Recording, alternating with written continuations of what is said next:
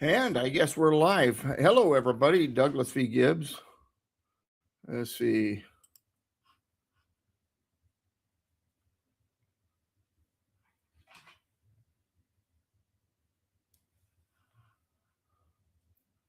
What the? Says I'm live here, but something on Rumble is giving me a problem.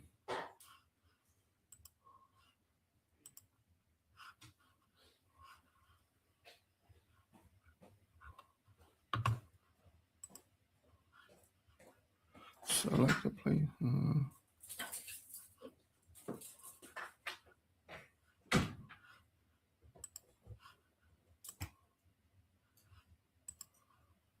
So this is my first time doing this live, and Rumble is, I guess I set it up too soon. And so I'm having to fix Rumble right now. I'll get going here. Let's see.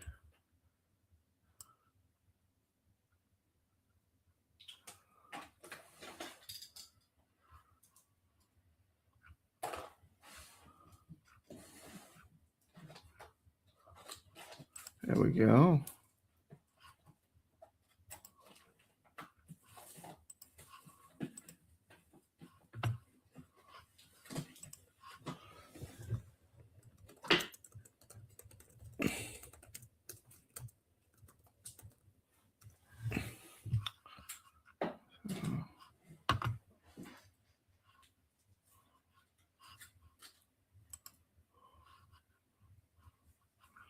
Where does it? Oh.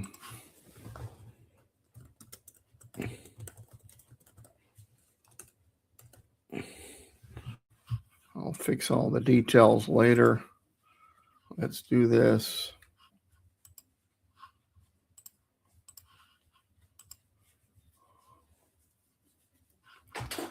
View live stream.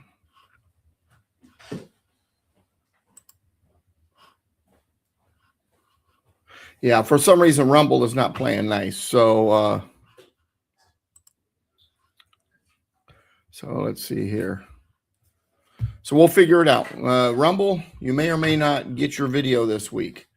But I am definitely live on BitChute and on YouTube at the moment. Rumble's giving me fits, and that's because now I've learned something doing this. And this is the first time that I'm kind of doing the show like this. And apparently, hello, Dave. Big Dave is in the chat room there.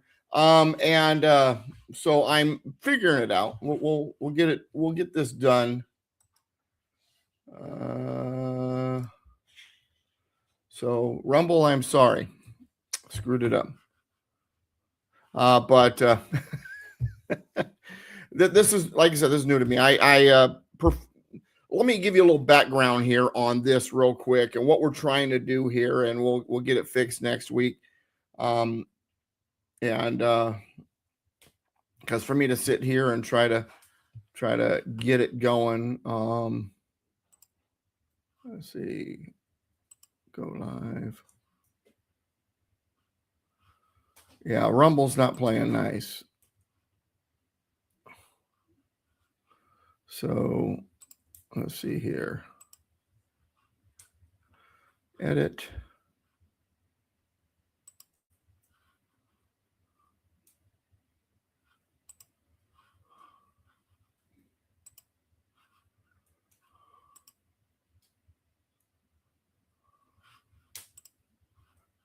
Yeah, I'm still trying to get Rumble to go.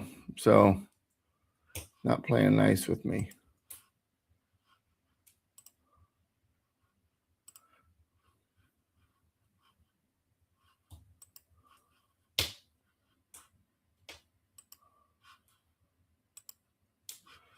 Okay, now let's add Rumble back.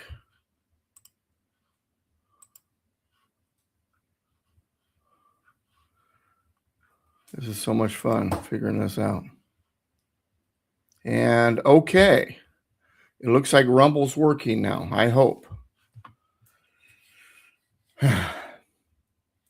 So we'll figure it out. We'll get this all done eventually. So let me bring something up here. You know, my friend, I'll explain everything in just a sec. Boy, talk about technical. Talk about trying to figure things out. All right. So the original, I am now on Rumble. Okay, Rumble's working, but the original one on Rumble didn't go. So I had to create a new one in order for this to work. So now we're on Rumble, we're on BitChute, we're on YouTube all at once. Now that I've spent about 5 minutes of the program trying to figure stuff out, next week will be smoother because this was my first time to do this by myself. On Tuesdays, I am on my friend Ron Partain's channel, and he does live on Rumble. And we've gone through the Constitution a number of times. We're going through history right now on that channel, and he's always handled it, so I know it can be done. Thought I had all the bugs figured out a couple days ago. Learned a couple things today trying to get this thing launched. Rumble, so YouTube and BitChute works automatically with StreamYard. I use StreamYard for this process. Rumble kind of has a funky thing where you got to do it through Rumble and StreamYard. And what happened, and what I didn't know is Rumble won't allow you to set it up more than 24 hours ahead of time. And so what it did is when I set it up, it automatically set it up as a video and then canceled it. So I had to create a new one. So now I know don't set up the Rumble until a couple hours before the program. And then that way everything will work out nicely. Learning process. A little bit of background for those of you who are new to what I do. I have been teaching the U.S. Constitution for many, many years. I had, at one point, 7 simultaneous Constitution classes going on in Southern California. I did a 1-hour class. It was open to anybody and everybody, you know, $10 a person per class.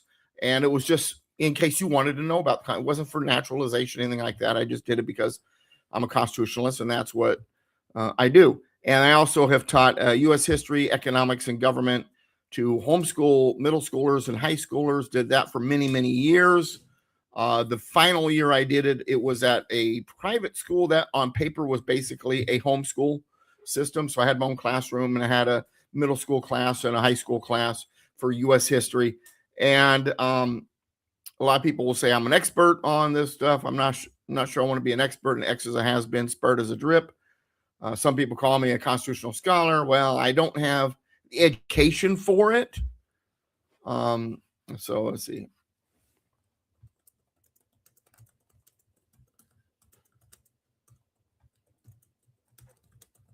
I'm putting in a comment to let people know to change the other Rumble. I screwed up on the first one. This is a new experience. But anyway, and I'm also a 15-year radio veteran. On August 6th, 2011, I began on KMT, or I'm sorry, KCAA 1050 AM Constitution Radio. I called it Political Pistachio Radio back then. In 2015, I migrated that show to KMT. KCAA, the owner was, let's just say, not politically aligned with what I had to say, and his prices were going up. I've always paid for my airtime. If a station or a radio network hires you, they get to the point where they dictate what you say. I had a friend of mine who was hired by a AM station in and hey there, Ed. So special Ed Collinwood there at Rumble. He has found the place. So because I put in a little thing that changed the other Rumble. I screwed up this first one. Anyway, get back to what I was saying. So I changed over to KMET in 2015, been there ever since. And then, I don't know, about 3-4 years ago, I started the Mr. Constitution Hour on KPRZ K-Praise in San Diego. It's a Salem media station, and they gave me a good price. They really wanted me on the station, and been there We added KCBQ, The Answer San Diego, which is the local conservative station in San Diego County, one of the bigger conservative stations. I think it's the second biggest conservative station in the area, and did that about, I don't know, a year and a half ago. And everything was great because I had advertisers. Asgard Energy was the main advertiser for the San Diego shows. I had 4 advertisers before COVID over at KMET. After COVID, only one survived, All-Star Collision, All-Star CarStar Collision, which had been with me since 2012. And all was good. All was happy in Happyville. And then I did something 2 years ago that upset the apple cart. I moved. I left Southern California. I moved to the Oregon coast. All those Constitution classes, which were helping to augment the funding for the radio programs, went away. Meanwhile, the advertisers, CarStar, All-Star Collision, the owner of that company, my good friend Dean, is retiring in July. Those monies go away. And Asgard Energy, among their primary functions, they do a lot of things. The business is okay, but their income has dropped drastically because 2 of their major things they did was solar roof panels and Tesla batteries in garages. And with the subsidies going away, and he's funny when he's talking to me about this. He says, "Hey, I agree with it politically, but it's killing my business." And so he had to draw way back on funding to practically zero. So suddenly I have funding from 2 advertisers and classes to 0 funding from anybody. And I pay for my airtime because, once again, if a radio station hires you, they limit what you can say. I had a friend of mine who was on 590 AM local radio station in Southern California, and he told me that there was a list of 10 things he wasn't allowed to talk about. Tucker Carlson, when he left Fox, he said there were a lot of things he wasn't allowed to talk about. When you're hired, you're kind of at their behest. You're at their mercy, so to speak. And so I've always paid for my airtime. And AM/FM radio has been good to me. I've enjoyed the time there. It is coming to an end. Last Saturday was the last episode of Mr. Constitution Hour. So I thought, why not keep doing the program? I was recording the show on Thursday mornings. It would play on Saturday nights. So I already had a slot on Thursday mornings for recording the show. My listeners were already listening on Saturday nights. So my thought was, okay, let's take Mr. Constitution Hour. Let's move it to Rumble, YouTube, and BitChute. It's on all 3. Finally. I say finally because Rumble was giving me a fit earlier. And so that way I can continue to do the show. Here's the thing. Like right now, we have 3 people. We had 4 people a moment ago watching live. Live on KPRZ and KCBQ was somewhere between 10 and 30,000 people. So kind of taking a hit there. On the podcast, they have me on like 14 podcast channels. I don't know the numbers. It's in the tens of thousands. I know that. We're having a meeting actually this afternoon because they're trying to get me to come back. Unless they're willing to pay for my entire airtime, I'm not going back to those stations in San Diego. And we'll see what we get on future listens on this as we move forward. It'll probably begin with a 50 or 100, couple hundred, and we might get up to a couple thousand within a few months. So I am taking a hit big time on listenership by moving online. But numbers low online only because I haven't been here. You got to start somewhere. In a sense, this is a resurrection of Mr. Constitution Hour by migration. And so now, one of the people that are in the chat room, Ed, wrote an article not too long ago, and I've been breaking it down into 9 different pieces. And those pieces are are among the things I'm going to address on these programs. I haven't done it yet, Ed, so don't get excited. We're not talking about today. I've got a bunch of things I want to talk about other than, but listener responses are important. If you want to leave, say in a comment in one of these video pages, be it Rumble, be it BitChute, be it YouTube, you leave. I'm gonna check. I'll be constantly checking the comments. If you want to leave in the comment section a question, something you'd like me to talk about, I'm more than happy to do it. You want to email me. Right now, the best email for me to get a hold of me, because I have one at doug@douglasvgibbs.com, but for some reason it's bouncing back emails. So hang on to that one in your pocket. In next episode, I'll get something on the screen so you can read it. But just, right now this is the first time in the saddle doing this, so I don't have it prepared. Didn't even think about it until just now. But if you want to email me your request, you can either go to douglasvgibbs.com, which is on the screen, and hit Ask Doug. Matter of fact, that's the best place to go. I'm not even going to give you an email address. That's the simplest place to go. douglasvgibbs.com, right there on the screen. And then on the link bar, it'll say Ask Doug. Put in your question, your request, what would you like me to talk about? I'll be more than happy to do it.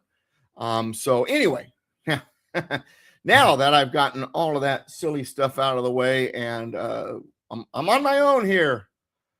I have no Ron to help me. I have no War Hamster to help me. It's just you and I and a few topics for about an hour. And first thing I want to talk about, and I don't know if you've heard about this. This has fascinated me.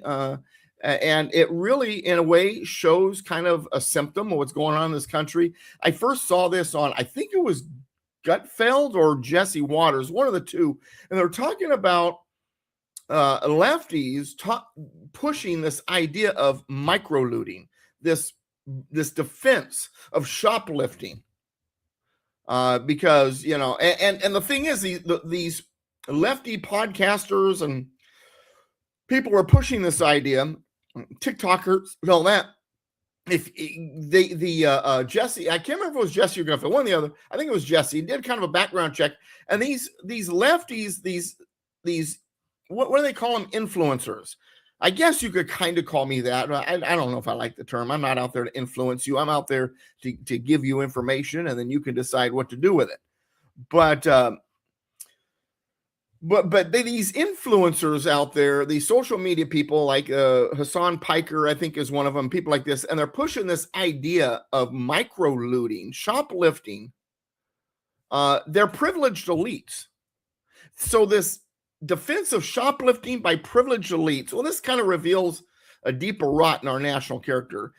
When a New Yorker writer living on a $2.5 million Brooklyn brownstone can boast on a New York Times podcast and understand, what's going on here is these are lefties that are having big name Democrats on their programs.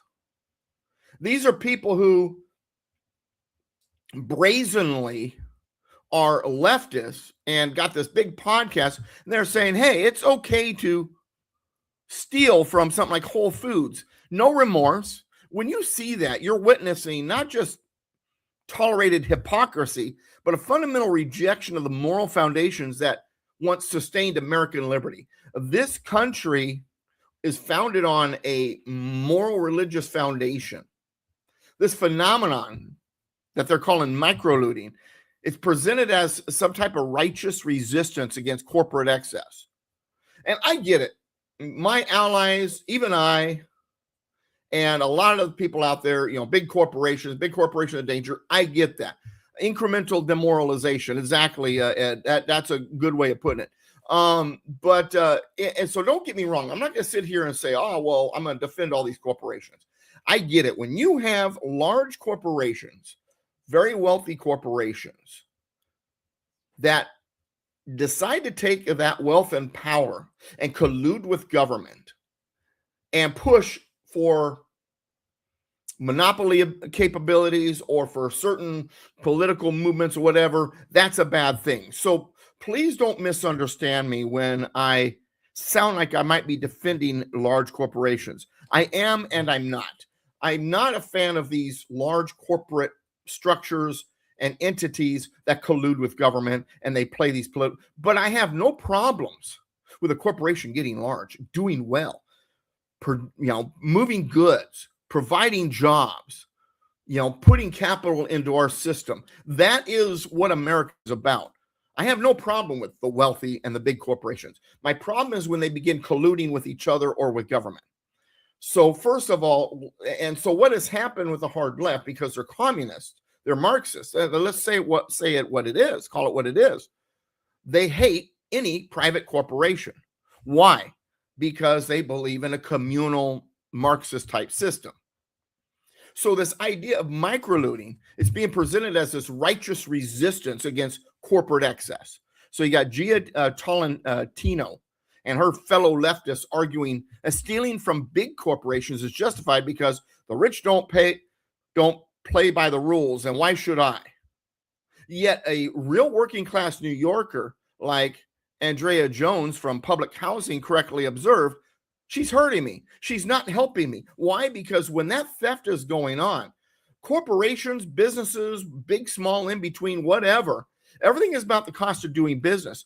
And if the cost of doing business goes up because people are stealing from you, and so now you have to, you got to make up for that lost profit, that good that you paid for to have that item on your shelf, that's lost money.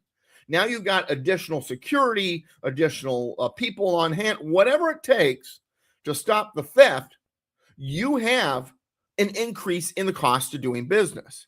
So what's going to happen then is the consumers are going to pay for this. You're not hurting your dreaded, horrible corporations, microlooters. You're hurting the consumers because what's going to happen is they are going to then raise their prices to cover the increased cost of doing business. The wealthy perpetrators that you claim are out there, they're not going to pay the consequences. The consumers are. The people who shop at these stores will. You will ultimately if you're not stealing.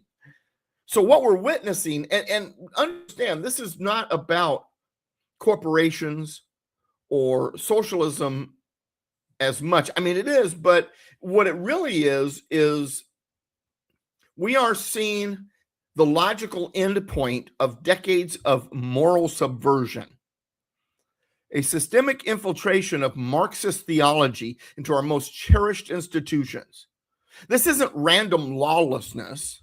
This is the predictable result of an educational system that has taught generations that all ethics are socially constructed, property rights are instruments of oppression, and that individual conscience supersedes the objective moral truth. America's founding fathers understood that liberty without virtue becomes license. John Adams wrote that our Constitution was made only for a moral and religious people. It is wholly inadequate to the government of any other. Similarly, Alexis de Tocqueville observed in the 1830s that religion in America functioned as the first of their political institutions, not through government control, not by providing the moral frame, or not by government control, let me rephrase this, or the religion controlling the government, but because that religion being important in America, the way it functioned was, it operated by providing a moral framework, the moral framework that's necessary for self-governance. A good people follow the law. A moral people follow the leadership, especially when they've been informed or thought carefully about who they put into leadership. America has endured, especially because of the onslaught of democracy, and we'll get to that some other time, because we've remained good and religious. As long as we are good and religious, the tyranny can't crush us because we got the good sense of not letting it. But when our good and religious nature as a country is gone, that tyranny will emerge, and America will move away from its moral foundation. We are now living in de Tocqueville's prophesied moment. The microlooting phenomenon represents a fundamental rejection of the Christian ethic that stealing is inherently wrong, regardless of the victim's wealth. It embodies the moral relativism that declares right and wrong to be determined by one's perceived victimhood status rather than objective moral principles. This is precisely how communism historically has gained cultural foothold in other places. This is how they do it. They erode respect for private property. They erode respect for the rule of law through incremental normalization. And we'll get into the rule of law later on. The Marxist infiltration has been methodical and brilliant in its execution. By capturing academia first, they produced generations of teachers and journalists and clergy and young people and so on and so forth who have been inoculated against traditional values. The Frankfurt School's strategy of the long march through the institutions has been devastatingly effective. They understood that to destroy a civilization, you must first detach it from its transcendent moral framework. When Hassan Piker argues that corporations factor in theft and therefore stealing is acceptable, he's promoting moral anarchy where individual conscience replaces established law. And then it becomes like the immigration thing, the illegal aliens. At what point is it too many, too much? At what point is too many illegal aliens too many? At what point is too much theft too much theft? Okay, they factor in theft, the stealing. At what point is it too much and it's beyond what they factored in and it's destroying the system? We could even ask them that. But see, when we have these leftists framing theft as a virtuous resistance to rather than criminal behavior, they're engaging in cultural subversion.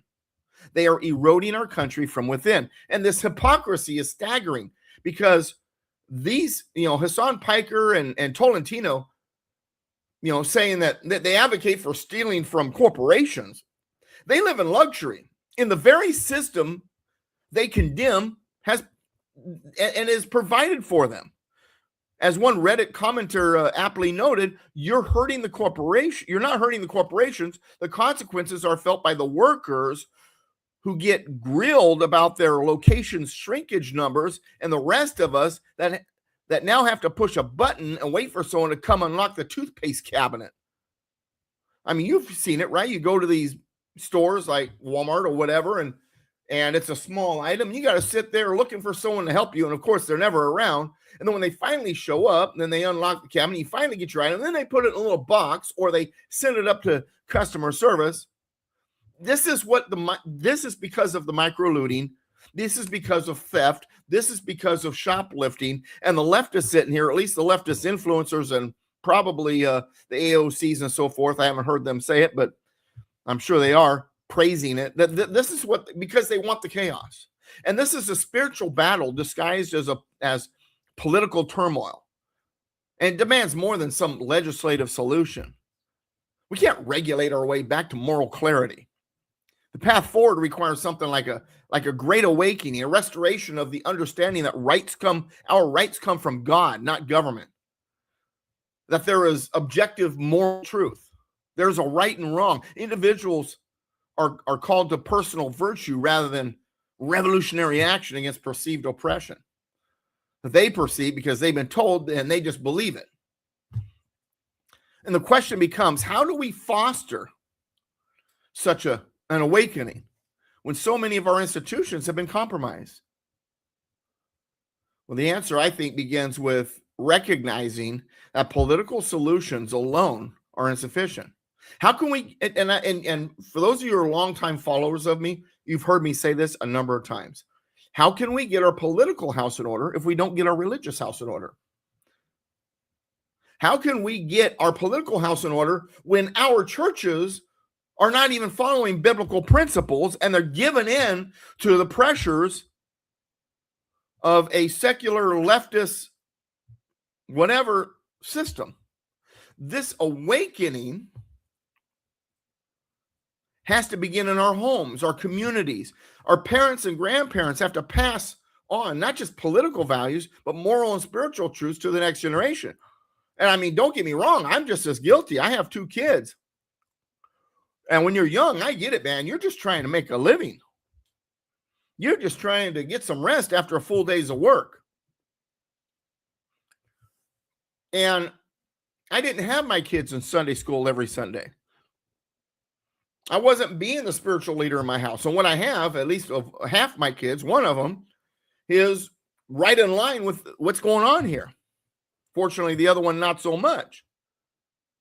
I wasn't involved in the way that I should have been. I did not lead the way, and we're going to have to get this turned around. Younger parents especially, we need to be faithful to biblical principles rather than capitulating to cultural pressures. We need educational alternatives that teach both critical thinking and moral absolutes, like the homeschools and stuff that I was involved in. And most importantly, we must model the virtues we wish to see restored, personal integrity, respect for personal rights, compassion for the genuinely disadvantaged, and an unwavering commitment to truth. The microlooting phenomenon thrives in an environment of moral relativism. It withers when confronted by individuals who live according to principle rather than convenience. Real quick, I'm going to take a pause here. So I'm watching the chat room. Ed, I'm so glad you're there. Dave was there, but in the other chat, but then he didn't. I don't know if he didn't move over. He decided not to comment. And Dave is a Southern California former student that was there. And I just want to ask Ed a question. Mel and Ed, I met both of them in Canton, Ohio, about a year ago, and sat down, had lunch. It was fantastic. What a great time getting to spend some time with someone who appreciates what I do. And I haven't heard from Mel lately, Ed. So I don't know if you know if Mel is on vacation, if he just isn't commenting. We haven't seen him. I haven't seen him in the chat rooms recently. I was just curious. Anyway, get back to what we're doing here, with America, our moral problem here with the microlooting. Understand the battle for America's soul is not lost. One of the things that my listeners have always appreciated about me and my readers is that I am the never-ending optimist. I always believe there's a path to wherever, to improve wherever we're going. I've always believed that the left, the enemy, has not crushed us. There's always hope. I have always believed that there is a way to have an awakening. The founding fathers established a republic on a Christian foundation with the expectation that we would remain a more religious people. And I believe we can reclaim that heritage. Not through coercion, not through government mandate. That's not the way to do things. We're not the left. But through voluntary restoration of individual character and collective virtue through our culture. It begins with the culture. Breitbart, Andrew Breitbart, I got the opportunity to meet him got a chance to meet him about 6 months before he was killed. I believe he was assassinated, even though everybody says it was natural causes. And thanks, Ed. You let me know that Mel is doing well. Okay, I just haven't seen him. I just wondered how he's doing. Okay. And Breitbart said that politics is downstream from the culture. In other words, if your culture is good, your politics are going to be running pretty good. If your culture is rotten, you're going to have rotten politics. We have rot in our politics. Why? Because there's rot in our culture. Because we've got people out there saying, "Oh, it's okay to microloot," when they are saying that crime is okay. It's relative. Crime is relative. Well, if it's a big corporation and they got lots of money and you're poor and you're kind of hungry, then that makes it okay. No, stealing is stealing. So the choice here is clear. We could continue down this path of moral relativism, which always leads to tyranny. Always. Or we can rediscover the principles that made America exceptional. I mean, the future of liberty depends on not who controls Congress or the White House, but on whether enough Americans choose to order their lives according to transcendent moral truth rather than the shifting sands of cultural fashion. And that's where this gets important. And I know right now we got a relatively small audience, and I hope you share this. If you're saying, "Whoa, Doug, that is interesting. You got me on something," share this. There's a share button. Share this so people can watch it later or whatever, be it YouTube, BitChute, or Rumble. Share this episode. We need to grow this. Like I said, I have gone from AM FM radio in San Diego for this show. This program, Mr. Constitution Hour, was on AM radio and FM in San Diego. KPRZ, KCBQ, The Answer San Diego, and K-Praise. Christian station and a conservative Salem media station. Tens of thousands of listeners. I have migrated because I can't afford it anymore. Right now, we got 4 live. It'll grow. I'm optimistic. Remember, I told you earlier, I'm an optimistic person. Let's share this if this means a lot to you. And understand this is not just a moral relativism, but in order to get their socialist plans in place, they also have to be deceptive, because the fact is the left, they cannot win in the arena of ideas. If they told you straight out, this is what we're for, then we could pick them apart. Well, historically, that fails, this fails, here's why. So they got to kind of play a game. They got to disguise what they're doing as something wonderful, and then they have to accuse the other side of something that isn't. The problem is their opposition, which is us, constitutional, conservative, maybe MAGA. We're not bad people. They're the ones doing the microlooting. You don't have people who are truly, maybe there's a few people who say they are, that might be out there stealing or whatever. But generally, if you're a conservative, constitutional-minded person, you're not a thief. You're not going to be out there saying, oh, it's okay to steal. You're not going to be doing that. If you believe in the Second Amendment, but from a conservative viewpoint, you're not out there shooting people. That's the reason why all the mass shooters have been lefties. Lately, a lot of them been the trans whatever. They can't find examples of what they accuse us of. They being the political left, the Marxist-minded, wish they could move us to a communal type system people, they can't find examples of what they accuse us of. They accuse us of being potentially violent, insurrectionist, gun-wielding, authoritarian, and none of it fits. We believe in limited government. We believe in having a firearm and being able to carry it for defensive reasons, not offensive reasons. We believe in biblical principles. They can't find examples of their opposition being dastardly like they claim we are. So they have to make it up. That's what January 6th was all about. That was a production. So was the Charlottesville thing. And for years, Democratic politicians and their media allies have tried to perpetrate the most damaging. Well, let me back up. For years, the Democratic politicians, I worded this improperly. Let me make this a little clearer here. This is where live can be difficult. I can't edit out my flub up right there. So for years, Democratic politicians and their media allies have perpetuated one of the most damaging political hoaxes in modern history, the claim that Donald Trump praised white supremacists at the 2017 Charlottesville rally. It's a false narrative, and it became the centerpiece of Joe Biden's presidential campaign. And now it's been exposed.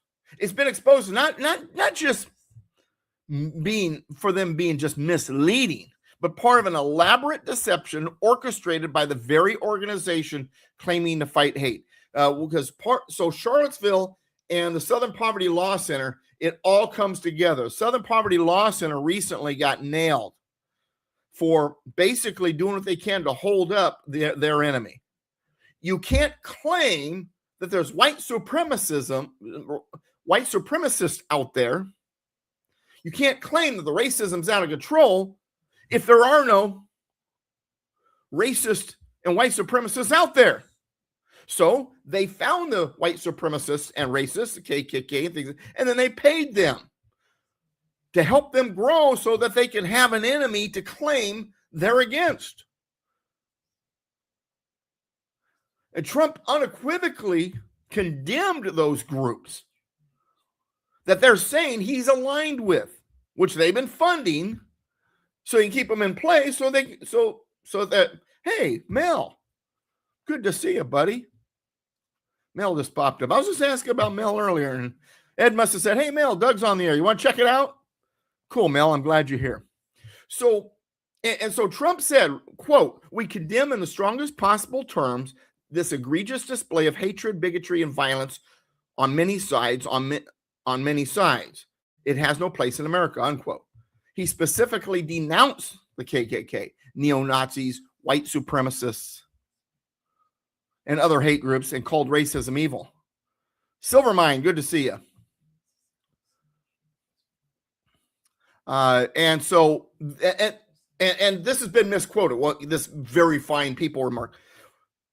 When he stated those very fine people, he said he said straight out, "I'm not talking about the neo-Nazis and white nationalists because they should be condemned totally." If you read the full transcript, that's what he said. But see, this is what the left is good at. The enemies of America is they give you this little snapshot of something and they leave out all the context. That's what they've done with the citizenship clause. Well, it says all people born in America are citizens. That's not what it says. It says all persons born or naturalized and subject to the jurisdiction thereof are citizens. And then they change the definition of what jurisdiction is.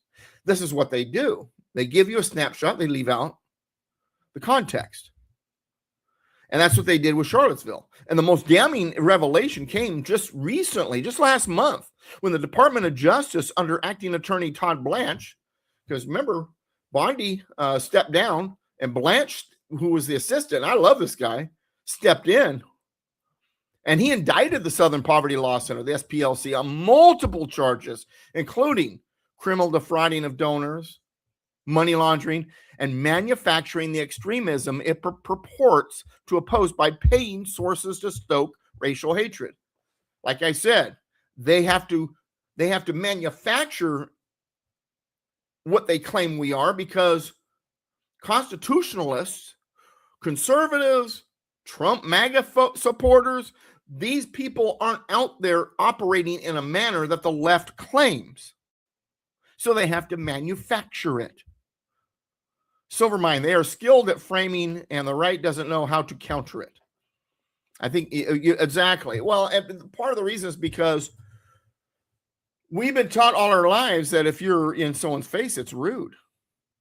And then Trump comes along and he's firm and he's in people's face. Oh, see how rude he is? Yeah, but he's getting it done and he's standing against the left. You can't just go, "Oh, bully, please don't hit me." You got to stand up to the bullies. They are the bullies. And so this indictment revealed that the Unite the Right rally, and it's funny because Unite the Right and Silvermine use the term the right. And to be honest with you, and please hang with me here. Understand, there is no right. There is the Constitution. There's kind of left, a lot of left, very left, and far left. The Constitution is dead center on the political spectrum. And I don't know anybody, or very few, except for maybe some anarchists and a handful of libertarians, that want less government than what the Constitution proposes. The Republican Party is not on the right. Even they want more government than what the Constitution calls for. But at least they're close to the middle, closer than the Democrats anyway. I'm not a Republican because I love the Republican Party. I'm a Republican because they're closer to the Constitution than the Democrats are. And I'm hoping to move the Republican Party closer and closer and closer to the Constitution. That's one of my tasks in life. But yeah, Mel, our side definitely needs to get in their faces more, but we need to do it in a manner that works. Doing what they do it doesn't work. It's the wrong way to do it. But anyway, get back to what I was saying. The indictment revealed that the Unite the Right rally, the very event that sparked the controversy, was organized and financed by the Southern Poverty Law Center. The organization presents itself as a monitor of hate groups and then has been secretly creating the very hatred it claimed to combat. Why? Because we don't put out that hatred. They had to manufacture it. The manufactured controversy unfolded with calculated precision. In March of 2019, CNN contributor Steve Cortez attempted to correct the record on air, but was routinely shouted down and benched for speaking the truth.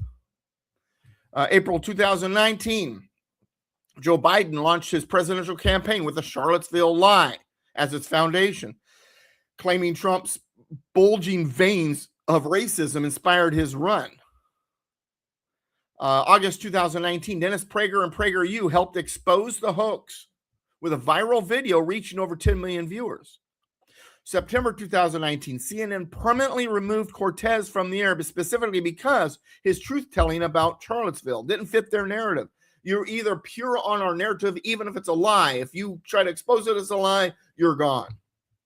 June 2024, even the supposedly objective fact checker Snopes, which isn't objective, they're lefties, but that's beside the point. They finally acknowledged what the transcripts clearly showed, that Trump never praised white supremacists. April 2026, the Southern Poverty Law Center indictment exposed the entire operation as a manufactured crisis. Beyond the political damage, this deception had real human costs. Heather Heyer lost her life because of the violence that the SPLC helped orchestrate. Millions of Americans were deceived into believing that their president supported hate groups, causing unnecessary division and mistrust. And as Trump himself stated 2 days ago, and one thing, and go back to the chat room. So Ed says, well, I don't party with parties. I am an American constitutionalist. Abide your oath or be tried for sedition or treason. Well, I'm essentially with you.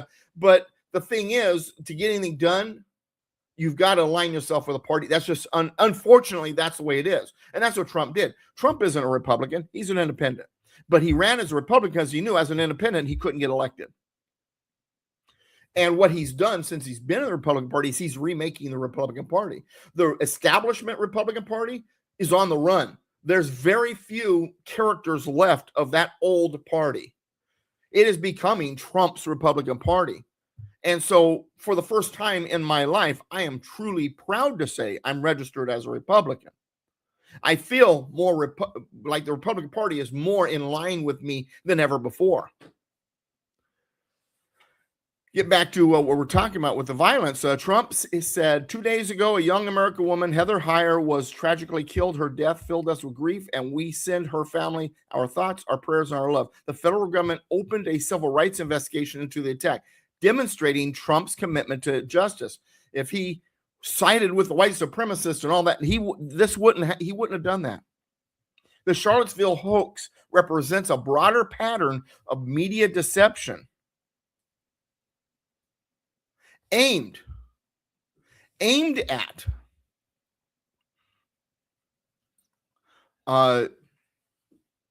creating a false narrative about Trump's character.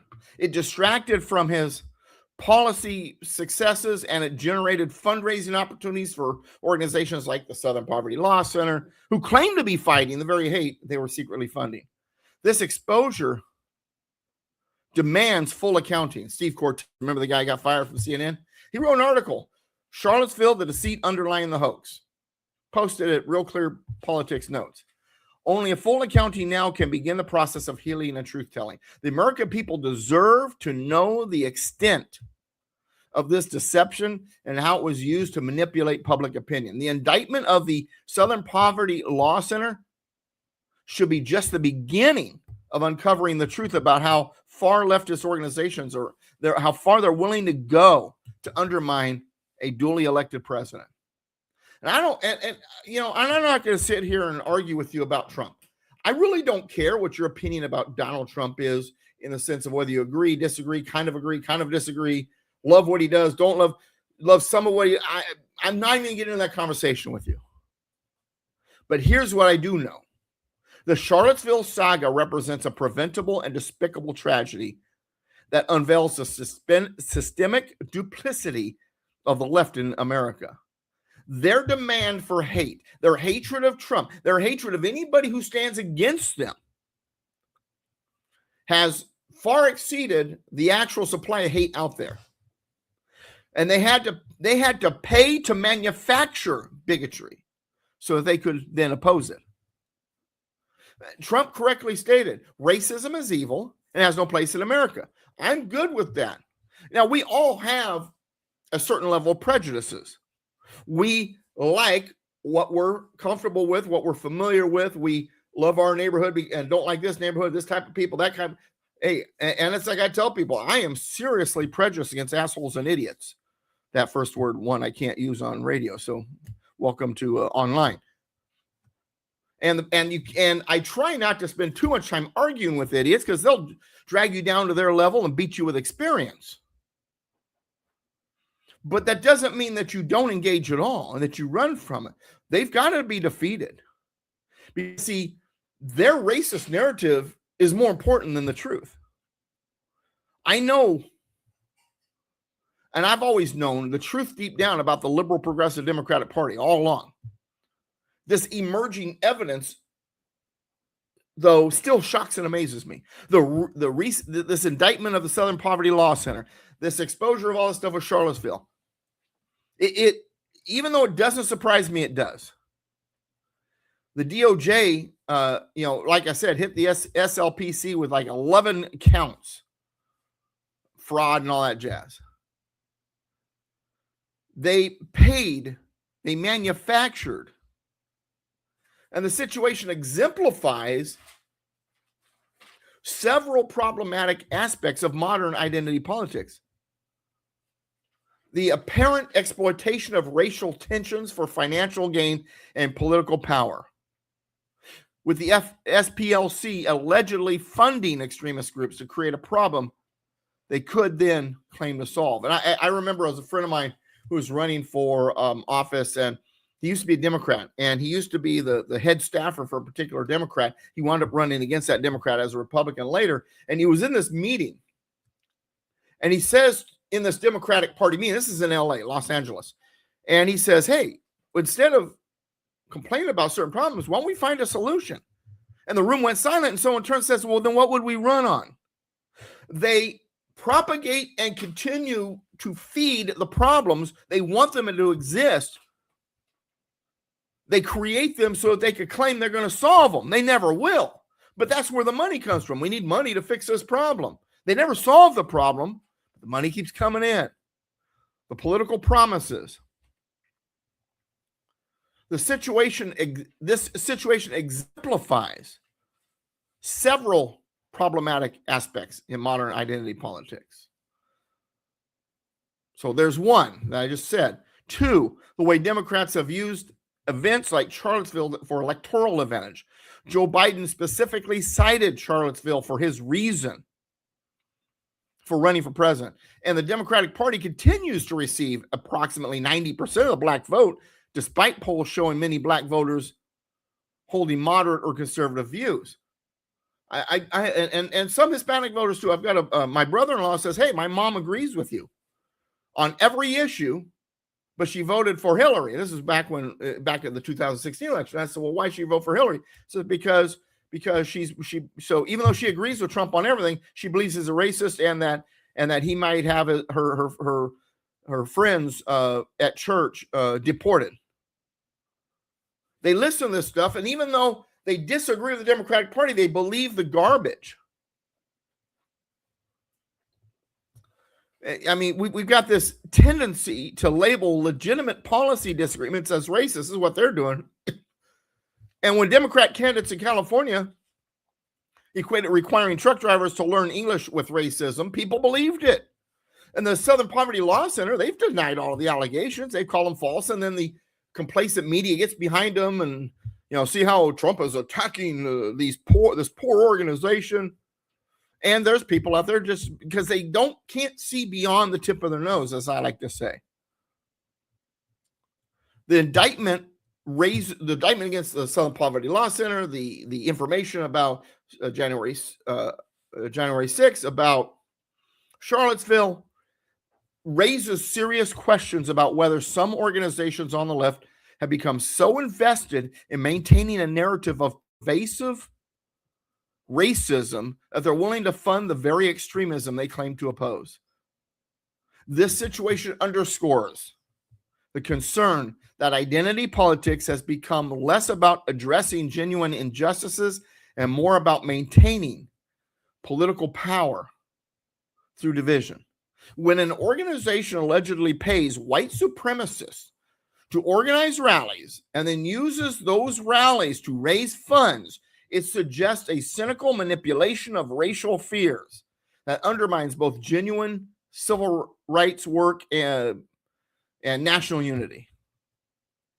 It reveals that they felt they had to manufacture the racism, because in truth, the racism they claim to be ripping through conservative MAGA circles is just not there. We're not a bunch of racists, despite what they seem to claim. The whole thing is a perversion of the civil rights movement's original purpose, which was to create a society where people are judged by their character rather than their skin color. Instead, it appears that some organizations are invested in perpetuating racial division because it serves their financial and political interests. And it's because we've lost track of the rule of law. The rule of law has gone out the window. The rule of law, when properly understood, the rule of law, Thomas Jefferson articulated in the Declaration of Independence.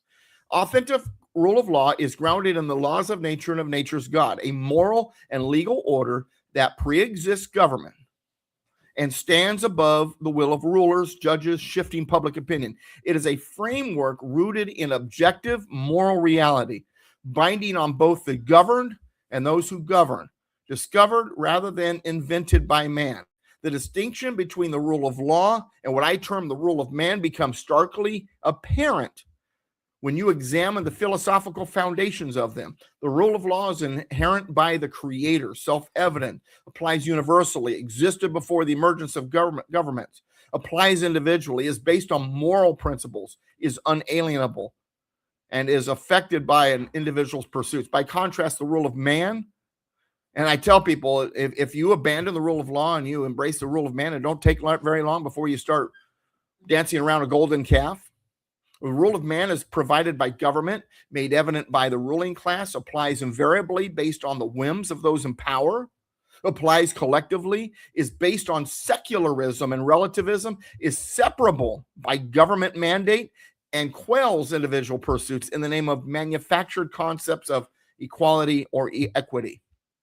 The modern left's critique of Trump reveals their allegiance to this latter framework, one where judicial pronouncements and bureaucratic edicts carry more weight than the Constitution's text and the natural law principles upon which it rests. The Founding Fathers deliberately designed a constitutional system to prevent the very judicial tyranny we now witness. They had watched British judges operate as rubber stamps for the crown, enforcing political will rather than the law, which shaped their debates at the Constitutional Convention. Even then, the framers rejected the idea that courts should be the final arbiters of the law or the Constitution. Judicial review, as we now know it, was not granted in the Constitution, but was later asserted by Chief Justice John Marshall in Marbury versus Madison, 1803. Over time, political elites and the legal class accepted this assertion, and the judiciary gradually elevated itself above the other branches. We have drifted into the same trap the colonists faced under the British Empire. Our federal government, the deep state especially, and the Democrats, has become the very empire, the very monarchists that we fought a revolution against. And we have now, they have tried to, or at least they do, believe that a black robe confers superior wisdom. Unless, of course, they don't agree with them, then the court's been compromised. Judges exist to define a law rather than apply it according to them. That's why they want to pack the court. They want you to believe that, but those judges disagree with them when there's something wrong. The rule of law has been compromised. From an originalist perspective, Trump's presidency's constitutional approach represents a restoration of the rule of law. When President Trump questioned judicial rulings that appeared to contradict the Constitution's text or the natural law principles underlying it, he was not defying the rule of law as they claim, but defending it against judicial encroachment. The Constitution embodies a natural law framework. Its meaning is fixed because the truths that rest upon are fixed. The rule of law is fidelity to those moral limits on government, limits that exist to secure God-given rights. When courts rule from ideology rather than the law and the rule of law, when they issue universal injunctions as political weapons, when they attempt to micromanage executive functions seeking predetermined outcomes rather than applying objective legal standards, they're the ones violating the rule of law. not those who resist that overreach.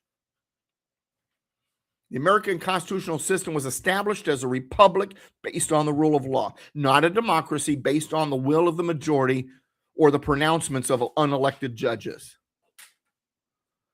The accusations out there that somehow we or Trump violates the rule of law, that they are somehow the rule of law, the judges are, because we question judicial rulings, that reveals a profound misunderstanding of both the Constitution and the nature of law itself. The rule of law collapses when the Constitution is treated as a living document rather than the fixed compact it was designed to be. When precedent replaces principle, or when natural rights are redefined by elite opinion rather than natural law, President Trump's presidency, far from representing a threat to the rule of law, constitutes a necessary corrective to decades of judicial activism and administrative overreach that has steadily eroded the constitutional foundations of our system of judicial pronouncement. Those who insist that human law must align with the pre-existing moral architecture of the universe, a truth that remains constant regardless of which political party temporarily holds law, that is the rule of law. That is where we need to be. And I've run out of time. The nice thing about being here, though, is I went a couple minutes over, and when I was on the radio, man, when it was over, it was over. The music started playing. The engineer said, "That's it. Finish your thought," and that was that. Now, I didn't get to all the stories I wanted to today. There was three more I wanted to talk about. So I'll probably address those Saturday nights. So the plan is that this program, which was on Saturday nights at 8 p.m., I pre-recorded them on Thursdays, Mr. Constitution Hour, which used to be on AM, FM radio in San Diego, which I no longer, last Saturday was the last episode, will be here, but I'm going to have a show on Thursday morning, Saturday evening. That way, folks who can't catch me Thursday morning live, they can always, of course, watch it later on one of these channels, can catch me live on Saturday nights. Also, what it does is it allows me that if for some reason I have to miss an episode, it doesn't mean I'm gone for a whole week. Typically, I won't miss both episodes, but I'll let you guys know whenever that's going to happen. So, and I appreciate, Mel, you recognizing my passion, my emotion and passion. This is a passionate deal. This is important to me. And I appreciate all of you out there, all 11 people now listening over at Rumble, and let's see here, and all one over there at BitChute, and and let's see, what do we got over here at YouTube, and all, I don't see it here. Oh, two over there at YouTube. Rumble apparently is the bigger place. But every episode, Thursdays at 10 a.m. Pacific, Saturdays 8 p.m. Pacific. And I'm going to start doing videos again. I've been talking about this for months, just shorter videos. Plus, I'm going to have these hour-long episodes, plus also Constitution Radio, which is on KMET right now. It's a 2-hour show with a couple of co-hosts. That last episode on radio is July 4th. We're going to move that show over to this also, ultimately. And I'll bring the two co-hosts with me. So it's just all moving here. Visit me at douglasvgibbs.com. douglasvgibbs.com, right here on the video screen. You can see it right there, right there. douglasvgibbs.com. Go there. If you want to help fund the show, want to help fund what I do, become a $9 a month patron, hit a join link. The donate button, for some of you are telling me, hey, I can't get the change from $1. It is now working. So on the main page of douglasvgibbs.com, you scroll all the way down, you can donate. Any funding helps. The stuff still costs money, StreamYard, all this other stuff, just not as much as the radio shows were. Thank you for spending the time with me. I'll see you next time. United we stand, combined we kick butt. God bless America, my friends. God bless you. We'll see you next time. Thanks for joining me. Bye-bye now.